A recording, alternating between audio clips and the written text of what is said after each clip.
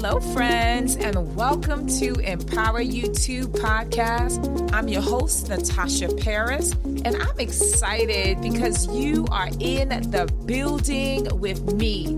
You can be anywhere in the world, but you have chosen to be here with me, and I am so humbled and appreciative.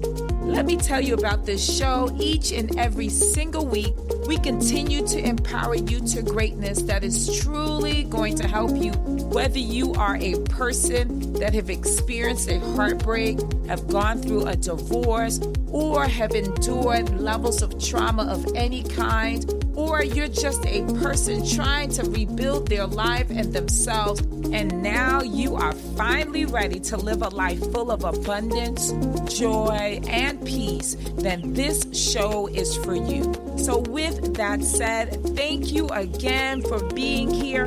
I am extremely grateful. I'm excited to be on this journey with you because together we are empowered for greatness. You ready? Let's go. Hello, and welcome to the Empower You 2 podcast. I am your host, Natasha Paris, the mental health therapist expert, and I am here for you today. And if you have not, let's just get this out of the way, which I'm going to continue to say, is if you have not downloaded this actual podcast, I want you to do this right now. And if this information that I'm sharing with you today resonates with you, I want you to hit that 5-star button on your favorite platform and leave a review, because of course it is in your review that allows others to get a sneak peek of what it is that we provide and what we share on the show. And I want you to share this with as many people as possible. Share it, because it's in the sharing equals caring. So let's jump into this episode 54. My goodness, can you believe it? Episode 54. Super excited about this particular episode, like I am for every other episode that I have had on this Empower You 2 podcast. Okay, so today, our topic for today is how to push past the emotional pain and heal. I'm going to say that again. Episode 54 is how to push past the emotional pain and heal. That's where we are, is how do we get to the place of healing when we are emotionally in pain? And when I talk about this as a licensed clinician, I want you to know that I am here to help you. I am here to give you some words that will support your growth, but also words that will get you to a place where you are climbing out of that 6 or 12 feet pit and be able to say, I am on a journey to heal. And my friends, I want you to know that dealing with emotional pain can be very challenging, to say the least. It can be very challenging because you would feel like you are in that pit. It is complete darkness. You can't see your hand in front of your face, and you say, how am I going to get out of this? And it's hard. But I want you to know that it's important to remember to be gentle with yourself and to give yourself time to heal, whether that is grief and loss of an actual person, a physical spirit, whether it is the loss of a relationship that has gone sour and now you guys are not talking or you are on the verge of a divorce. Whatever that might look like, that is a tough place to be, my friends. It really is. And I want you to understand that healing is so vital. But oftentimes we believe that we must not go through the pain in order to heal, which sounds ludicrous, right? Because you have to be in pain in order to heal. I'm going to say that again. You have to be in pain in order to heal. It is as though when you get a cut, and how do our natural Band-Aids occur, which is, like our scar tissue the tissue starts to heal around that skin, and it scabs up, and then it falls off, it peels off, and then your skin grows back. You had to have had some level of cut or abrasion or something for it to heal. So healing plus pain, it's inevitable. They come together. So pain equals healing. And so it's important to know that you can't have one without the other. And so, I like to give case studies. I often use my clients who've come into my office as examples of individuals who let you know that you're not alone if you are listening to this podcast at the current moment. I want you to know that you are not alone in this challenging, difficult place. But I want you to know that there is peace in the eye of the storm. Just like in a tornado, there's so much havoc having or taking place around that hurricane or that tornado. But oftentimes, in the center of it all is the eye of the storm.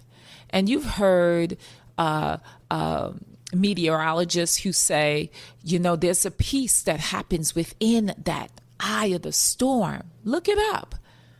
And so I want you to find your eye in the midst of your storm. Find your eye in the midst of the storm, that despite what is going on in your life, that there is a peace that surpasses all understanding that our Creator God shares with us. And so I wanted to share with you that I had a client that came into my office. As often as I see it, many people who come into my office and who have come into my office for the past 24, almost 25 years, are usually suffering from some sort of pain, whether it's childhood pain, whether it's a trauma that they've endured, whether it is bullying at work, whether it is the stresses of being an executive, whether it is all of what I've just shared and more. That they often come because there's a desire to heal. And so I can think of one of my clients who came into my office, and he was a 29-year-old male who had dealt with childhood abuse, sexual abuse, and was trying to find himself as it relates to being in a relationship. And so this young man had so much to be not happy about.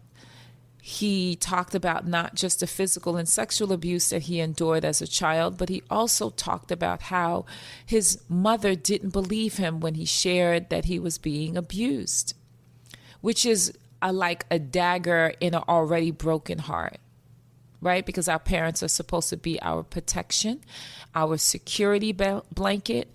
They are supposed to be the one that unconditionally loves us.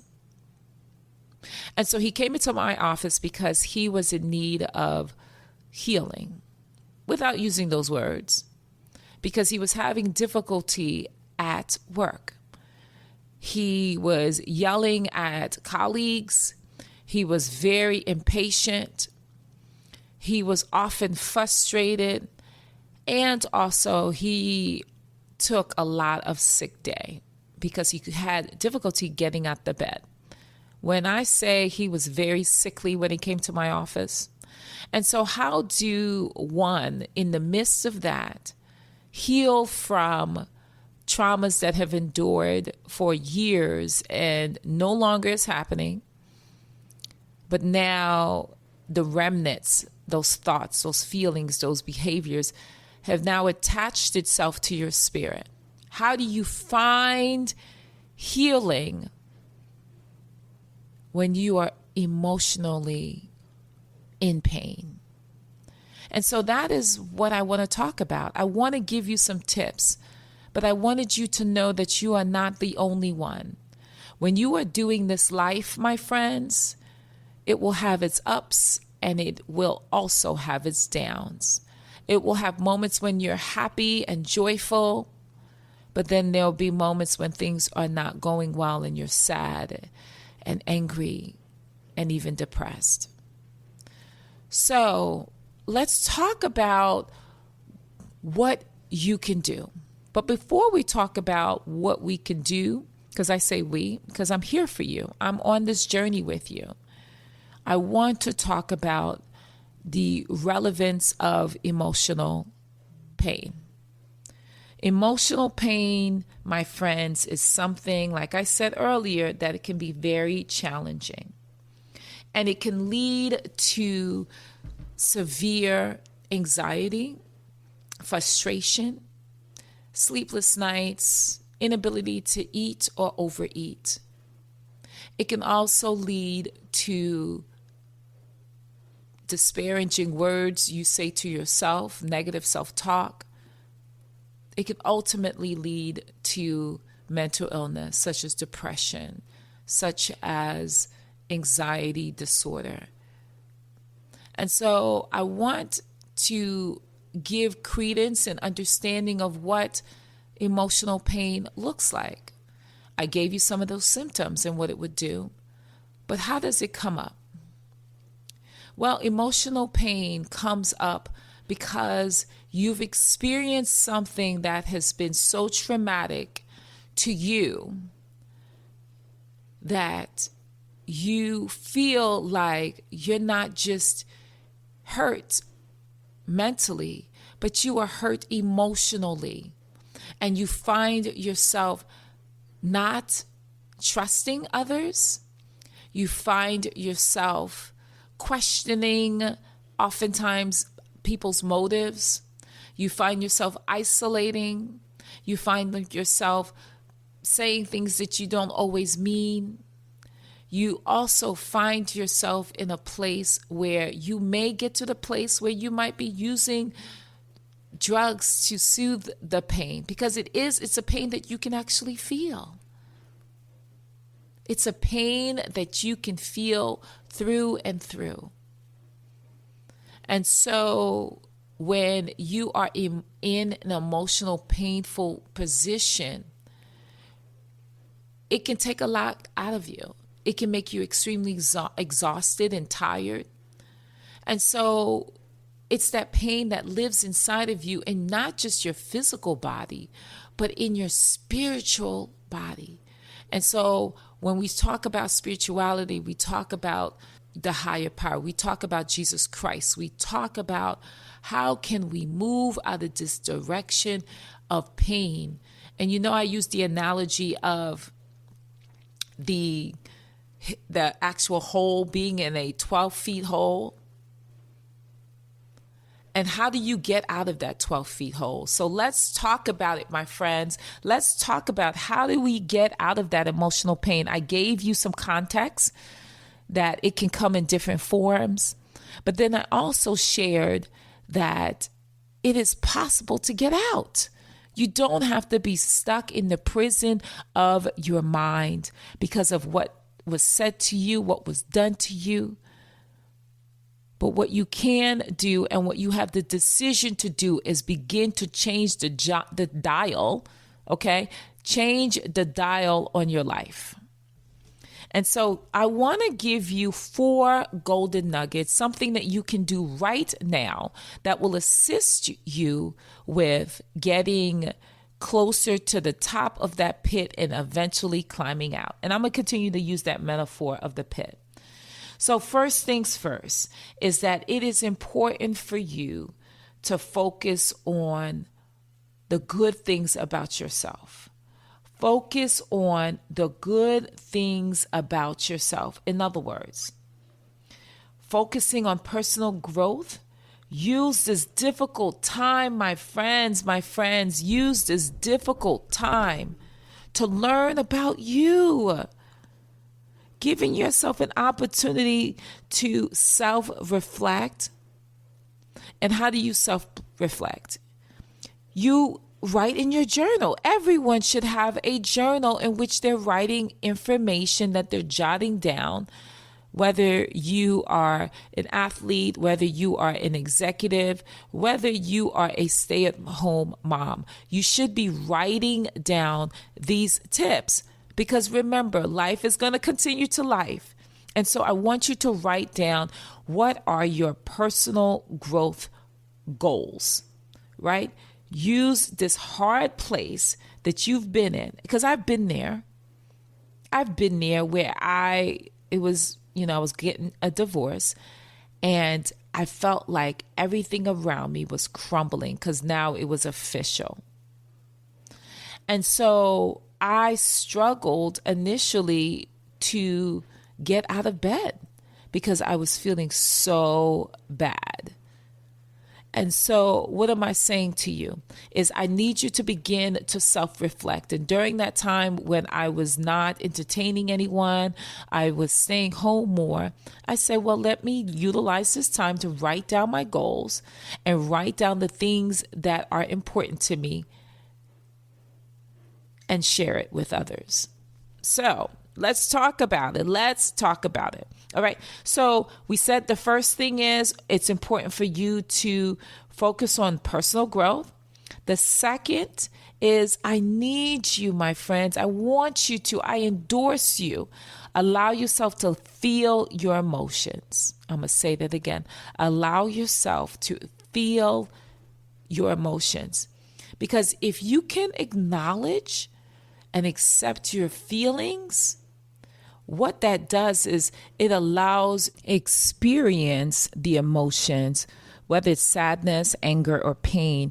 Because when you can accept it and feel it, then the possibility of letting it go becomes greater. So very important. Remember, you have to feel your emotions. If you want to cry, it's okay to cry. If you want to be angry, it's okay to be angry. If you want to be frustrated, it's okay. However, it's all about not you experiencing the feelings, but what you do with it when it happens. Got it? Okay. The third point is it is so important for you to practice self-care. I say it all the time, and you'll notice in most of my podcast episodes, is that engaging in activities that bring you joy. If you ever heard my first episode, you know what I mean about joy, that it is so important for you to experience joy, not happiness, because happiness is fleeting, but joy, oh my goodness, joy cometh in the morning, as the good books say, right? So it's important for you to engage in activities that bring you joy. For me, it is dancing around the house. It is, I can't sing, but you would think I could, right? Right? In addition, is also about relaxing, whether it's spending time in nature or practicing mindfulness. That is so important because self-care can help ease emotional pain, because you know that you have to accept it. You know that it's inevitable. You have to practice some self-care, if not often. Just to take, it's like taking that medicine that you don't like, you know it's good for you, but it tastes horrible. And so after you've taken that medicine, you say, you know what, I'm going to do something. I'm going to, get my favorite icy or something so I can take that taste out of my mouth. It just makes that medication go down easy, right? It makes it go down a little easier. And my last point is I want you to, and I'm going to stay there for a moment, consider professional help.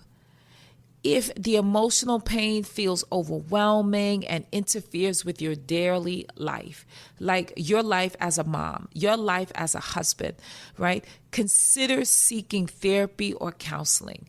If it is interfering with you working at your job or your business, or how you relate to your friends and your family and your children, you need to get help.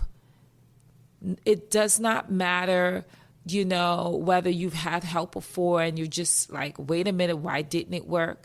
Because let me tell you, every therapist is different.